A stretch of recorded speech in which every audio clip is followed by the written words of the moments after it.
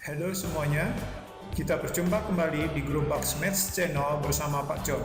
Di channel ini, saya akan membantu kalian di dalam belajar matematika, baik itu matematika tingkat SD, SMP, maupun tingkat SMA.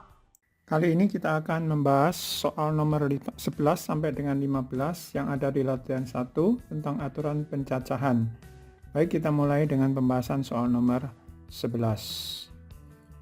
Ya, di nomor 11 ini kita diminta menyusun bilangan yang terdiri dari 4 angka.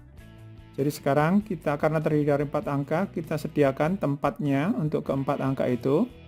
Nah, kemudian disusunnya dari angka 1, 2, 3, 4, 5, dan 6. Kemudian dengan angka-angka yang tidak boleh berulang. Jadi, untuk di tempat pertama ini, kita bisa masukkan ada 6 macam atau 6 jenis angka. Ya. Kemudian setelah satu angka kita masukkan di tempat pertama ini, maka di tempat kedua, 3 dan 4, angka yang sudah kita masukkan ini tidak boleh masuk kembali karena di sini dikatakan tidak boleh berulang. Jadi sini tentunya untuk bagian kotak kedua itu tinggal 5 jenis angka yang bisa kita masukkan. Kemudian yang kotak berikutnya itu tinggal 4 jenis angka dan kemudian yang kotak terakhir itu 3 jenis angka. Jadi sekarang banyaknya bilangan itu adalah tinggal kita kalikan, yaitu 6 kali 5 kali 4 kali 3. Hasilnya adalah 360. Jawabannya adalah C. Bisa mengerti ya? Oke, kita lanjutkan dengan soal nomor 12. Nah, soal nomor 12 ini dikatakan banyaknya bilangan ganjil yang terdiri dari 5 angka berbeda. Jadi di sini kita bentuk dulu tempatnya ada 5 angka. Terdiri dari 5 angka yang berbeda, berarti tidak boleh berulang. Disusun dari angka 1 sampai angka 8. Nah, cuma di sini perlu kita perhatikan bahwa bilangan yang harus dibentuk nanti itu merupakan bilangan ganjil. Jadi bilangan ganjil itu syaratnya adalah angka yang di dalam satuan ini yang paling belakang ini harus merupakan bilangan ganjil, tidak boleh angka yang genap. Ya, hanya ganjil.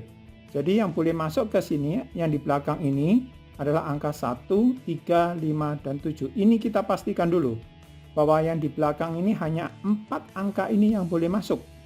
Angka-angka yang lain nggak boleh masuk. Jadi di sini kita masukkan ke kotak yang paling belakang, berarti ada 4 kemungkinan atau 4 jenis angka yang boleh masuk di sini. Nah, setelah itu kita baru atur yang 4 ini. Jadi kalau di sini sudah 1 angka masuk di sini, nah karena tidak boleh berulang, berarti yang di sini tinggal berapa angka? 7 macam angka. Kemudian yang boleh masuk di sini.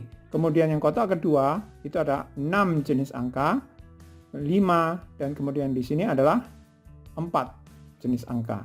Jadi sekarang banyaknya bilangan ganjil yang terdiri dari 5 angka berbeda itu adalah 7 kali 6 kali 5 kali 4 kali 4, yaitu 3.360 bilangan. Jawabannya adalah C. Kita lanjut ke soal nomor 13. Nah, di soal nomor 13 ini banyaknya bilangan bernilai ribuan. Kalau ribuan berarti ada berapa digit? 4 digit.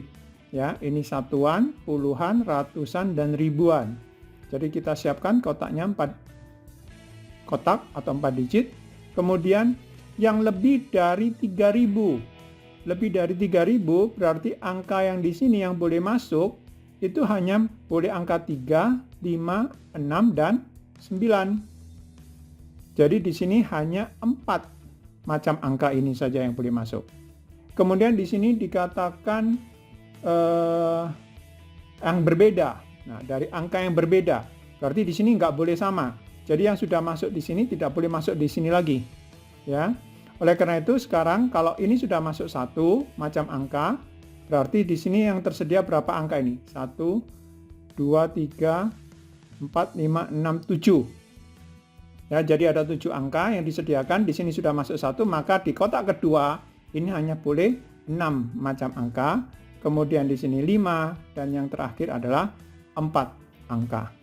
Jadi di sini total seluruhnya banyaknya bilangan bernilai ribuan, itu adalah 4 kali 6 kali 5 kali 4, yaitu 480 bilangan. Jawabannya adalah E. Kita lanjutkan nomor 14. Nah, dalam suatu kelas terdapat 20 siswa yang akan dibentuk pengurus kelas yang terdiri dari 1 orang ketua, 1 orang sekretaris, dan 1 orang bendahara. Jadi ada 3 orang pengurus kelasnya. Jadi kita siapkan dulu tempatnya, yaitu 3. Kemudian jika setiap siswa mendapatkan hak untuk dipilih, banyaknya cara pembentukan pengurus kelas adalah, jadi maksudnya di sini setiap siswa dari 20 siswa ini mempunyai hak untuk dipilih sebagai ketua. Mereka juga mempunyai hak untuk dipilih sebagai sekretaris, dan kemudian mereka juga mempunyai hak untuk dipilih sebagai bendahara. Jadi sekarang kalau misalnya pemilihan ketua kelas dilakukan terlebih dahulu, berarti yang boleh masuk ke sini, yang boleh menempati di posisi ketua itu adalah 20 siswa.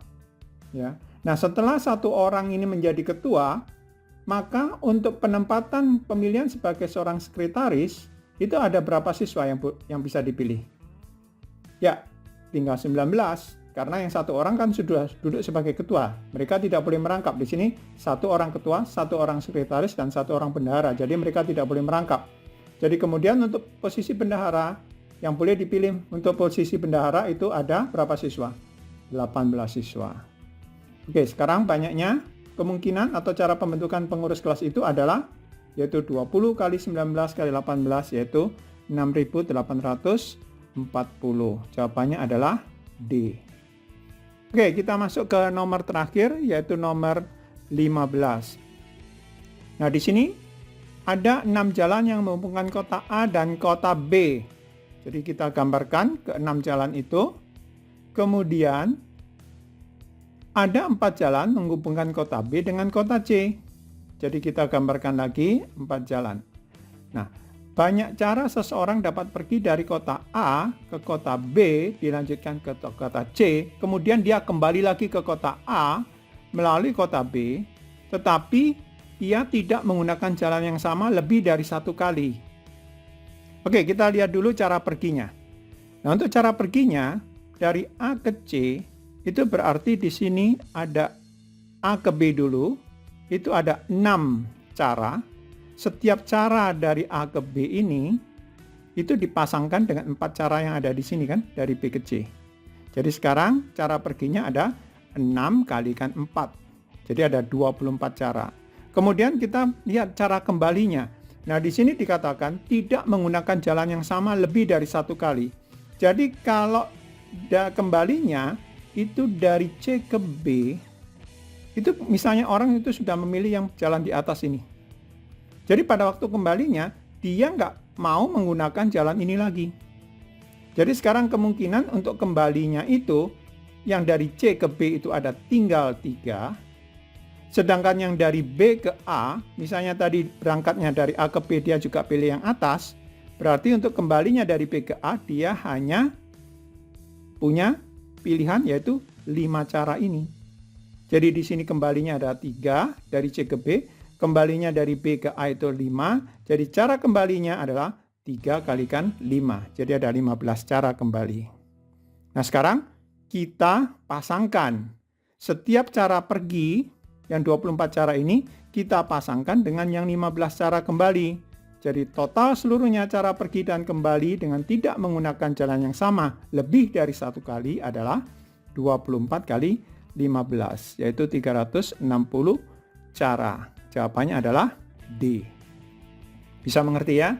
Mudah-mudahan video ini bisa bermanfaat buat kalian di dalam memahami atau menyelesaikan soal nomor 11 sampai 15.